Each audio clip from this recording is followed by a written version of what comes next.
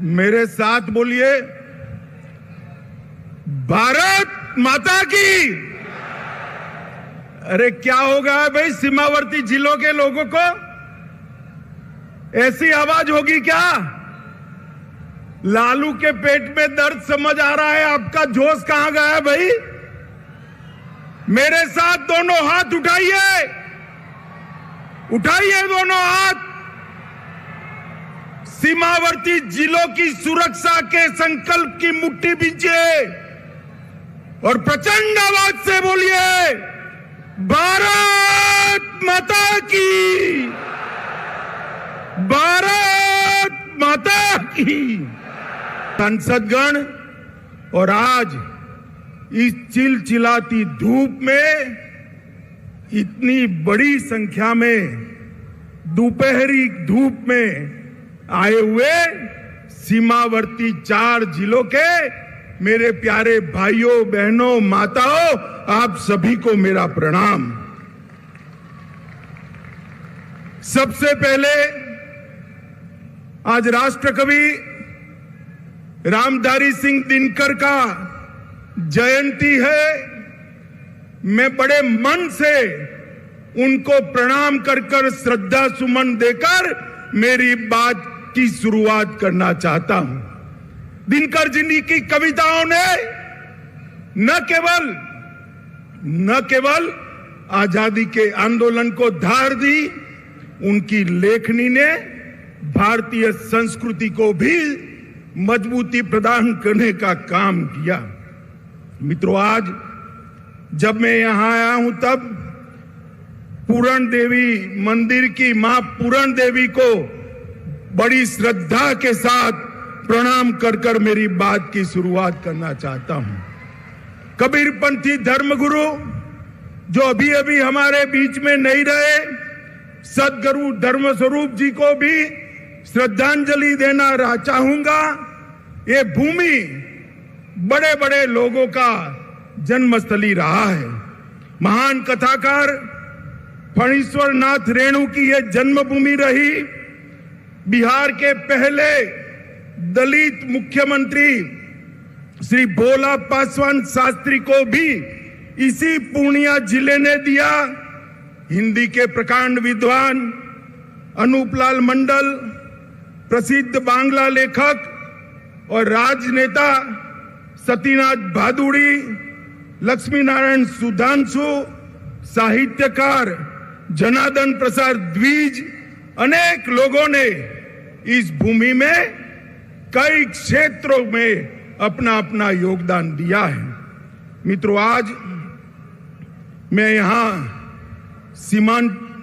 सीमांत जिलों में जब आया हूं तब लालू और नीतीश की जोड़ी को पेट में दर्द आ रहा है। वो कह रहे हैं कि झगड़ा लगाने आएंगे, वो कह रहे हैं कि कुछ करके जाएंगे। भाई, झगड़ा लगाने के लिए मेरी जरूर नहीं है लालू जी, आप पर्याप्त हो झगड़ा लगाने के लिए। आपने पूरा जीवन एक काम किया है।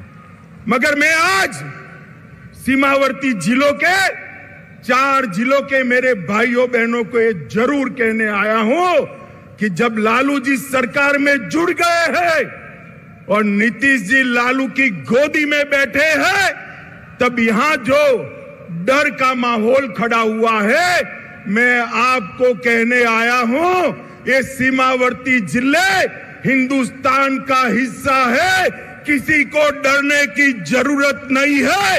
नरेंद्र मोदी सरकार है यहां पर, किसी को डरने की जरूरत नहीं है। मित्रों, इतने दूर दूर से जो भीड़ आई है, ये लालू नीतीश की सरकार के लिए चेतावनी का सिग्नल है। मित्रों, मैं विशेष कर इतनी बड़ी संख्या में जो माताएं बहनें आई हैं, उनको विशेष प्रणाम करना चाहता हूं। और इस उपस्थिति निश्चित रूप से हम सबका मनोबल बढ़ाएगी। बिहार की यह भूमि परिवर्तन का केंद्र रही है। अंग्रेजों के खिलाफ स्वतंत्रता का आंदोलन हो या लोकतंत्र के खिलाफ जो इंदिरा जी ने इमरजेंसी डाली, इसके खिलाफ जयप्रकाश नारायण जी का आंदोलन हो, ये बिहार की भूमि से ही शुरू हुआ है। और आज भाजपा को धोखा देकर लालू की गोद में बैठकर नीतीश जी ने स्वार्थ और सत्ता की राजनीति का जो परिचय दिया है, उसके खिलाफ ब्यूगल फूंकने की शुरुआत भी यही सीमावर्ती जिलों से, यही बिहार की भूमि से शुरुआत होगी। मित्रों, हम स्वार्थ और सत्ता की राजनीति की जगह सेवा और विकास की राजनीति के पक्षधर हैं। भारतीय जनता पार्टी ने कांग्रेस के खिलाफ जो यहां पर बिहार की भूमि पर से एक आंदोलन खड़ा हुआ था, कभी वो आंदोलन को छेद देने का काम, दगा देने का काम भारतीय जनता पार्टी ने नहीं किया था। मगर मुझे बड़ा अफसोस है, प्रधानमंत्री बनने के लिए नीतीश बाबू ने जो एंटी कांग्रेस राजनीति से जन्म लिया, इसकी पीठ में छुरा भोंककर आज आरजेडी और कांग्रेस की गोदी में बैठने का काम किया है। मित्रों, मैं आप सभी से पूछना चाहता हूं, इस प्रकार का सत्ता के स्वार्थ से दल बदल कर कर नीतीश बाबू प्रधानमंत्री बन सकते हैं क्या? अरे जोर से बोलिए, बन सकते हैं क्या? बिहार में सरकार चल सकती है क्या? सुन लीजिए नीतीश बाबू, कान खोल कर सुन लीजिए। आपने आपकी राजनीति की शुरुआत से ही एक के बाद एक कई लोगों के साथ यही किया है। सबसे पहले जनता पार्टी में देवीलाल गुट के साथ आप चले गए, उसके बाद लालू जी के साथ कपट किया। लालू जी, आप ध्यान रखिएगा, नीतीश बाबू कल आपको छोड़कर कांग्रेस की गोदी में बैठ जाएंगे और आप धरे के धरे रह जाओगे, किसी को मालूम नहीं पड़ेगा। लालू जी को छोड़ा, सबसे बड़ा धोखा नीतीश जी ने अगर दिया तो देश में प्रतिष्ठित समाजवादी नेता, राष्ट्रभक्त नेता जॉर्ज फर्नांडिस के साथ धोखा किया। जॉर्ज फर्नांडिस को उनके कंधे पे बैठकर समता पार्टी बनाई और जॉर्ज बाबू का जब स्वास्थ्य अच्छा नहीं रहा, तनिक देर भी नहीं लगाई, इनको हटाकर वो राष्ट्रीय अध्यक्ष बने। फिर शरद यादव जी के साथ धोखा किया, उसके बाद पहली बार भाजपा के साथ धोखा दिया, फिर जीतन राम मांझी को धोखा दिया, उसके बाद रामविलास पासवान के साथ कपट किया, उसके बाद लालू जी को फिर से धोखा देकर बीजेपी के साथ आए और अब फिर से प्रधानमंत्री बनने की लालसा में वो फिर से बीजेपी को धोखा देकर लालू जी के पास चले गए हैं। मित्रों, मैं आज इस विराट सभा से लालू जी और नीतीश जी दोनों को कहना चाहता हूं कि आप जो ये दल बदल कर रहे हो ना बार बार, वो धोखा किसी पार्टी के साथ नहीं, मोदी जी के साथ नहीं है। ये धोखा बिहार के जनादेश के साथ है, बिहार की जनता के साथ है। मुझे बताओ, सीमांत जिले वाले सभी लोग, आपने जो वोट दिए थे वो लालू जी के साथ जाने के लिए वोट दिए थे या मोदी जी के साथ जाने के लिए? जोर से बोलिए, मोदी जी के साथ जाने के लिए वोट दिया था ना? अब आएंगे, उन्होंने कहा है हम भी जाएंगे, तो हिसाब पूछना कि भाई वोट तो मोदी जी के नाम से लिया था, अब लालू के साथ पहुंचकर हमारी सलामती क्यों क्वेश्चन मार्क कर दी? आज सीमावर्ती जिलों में एक आशंका बनी हुई है। मैं सभी को कहने आया हूं, कोई डरिएगा नहीं। लालू नीतीश की जोड़ी भले आ गई, ऊपर नरेंद्र मोदी की सरकार है, किसी की हिम्मत नहीं है सीमावर्ती जिलों में मनमानी करने की। मित्रों, मोदी जी ने एक बड़प्पन दिखाया था। हमसे आधी सीटें आई थी, आधी सीटें। नीतीश बाबू आप आधे बनकर रह गए थे, फिर भी हमने बड़प्पन दिखाकर आपको मुख्यमंत्री बनाया था, क्योंकि मोदी जी ने वादा दिया था हम नीतीश बाबू के नेतृत्व में लड़ेंगे। मगर आप जैसे ही लोकसभा का चुनाव नजदीक आया, प्रधानमंत्री बनने के लिए कांग्रेस और लालू जी की गोदी में बैठ गए। आप क्या मानते हो, बिहार की जनता आपको जानती नहीं है? नीतीश बाबू 8 साल पहले की बात मैं याद कराना चाहता हूं।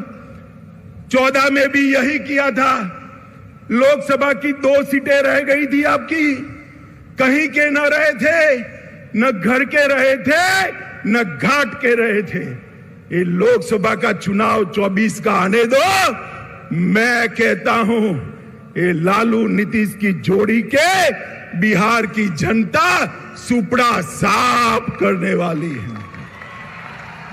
और 25 के चुनाव में भी हम पूर्ण बहुमत के साथ यहां भारतीय जनता पार्टी की सरकार बनाने जा रहे हैं। मित्रों, नीतीश कुमार कोई राजनीतिक विचारधारा के पक्षधर नहीं है। वो समाजवाद छोड़कर लालू जी के साथ भी जा सकते हैं, जातिवादी राजनीति कर सकते हैं। वो समाजवाद छोड़कर वामपंथियों के साथ भी बैठ सकते हैं। वो कांग्रेस छोड़कर वामपंथियों के साथ भी बैठ सकते हैं। और वो राजद छोड़कर भाजपा के साथ भी आ सकते हैं। उनकी एक ही नीति है, कुर्सी मेरी अक्षुण रहनी चाहिए।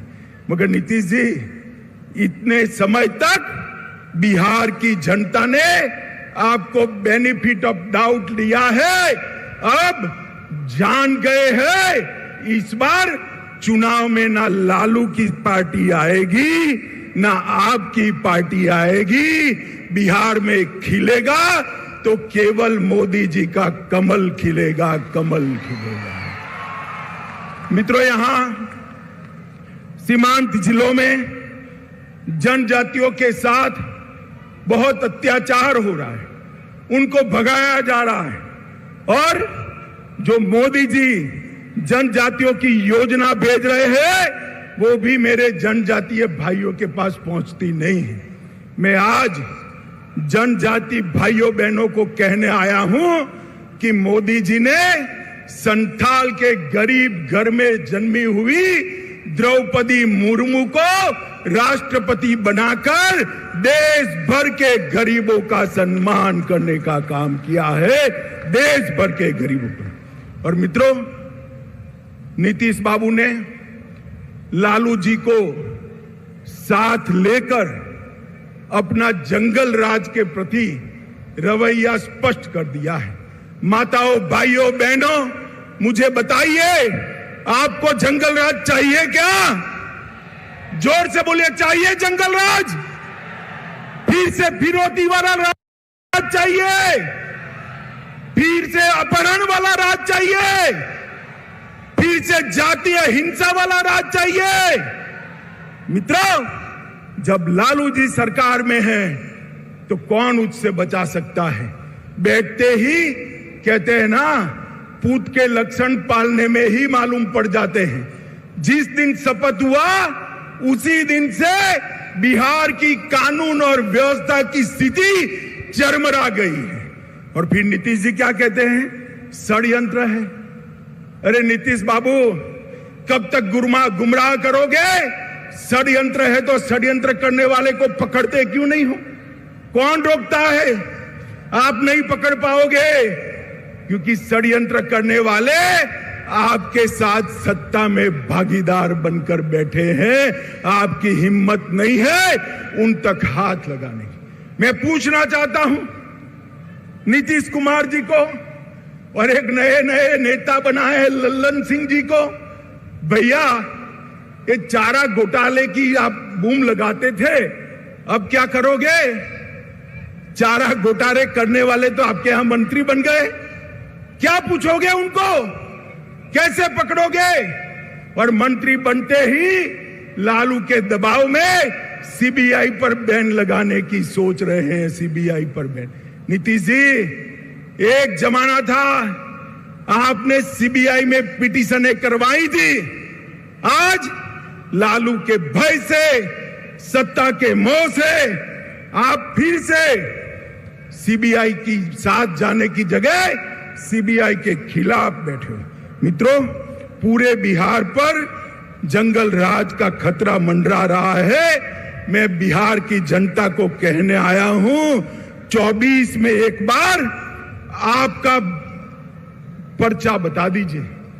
24 में एक बार बिहार अपना फैसला सुना दे कि बिहार में अब अगर शासन चलेगा तो नरेंद्र मोदी जी के नेतृत्व में भारतीय जनता पार्टी का शासन चलेगा।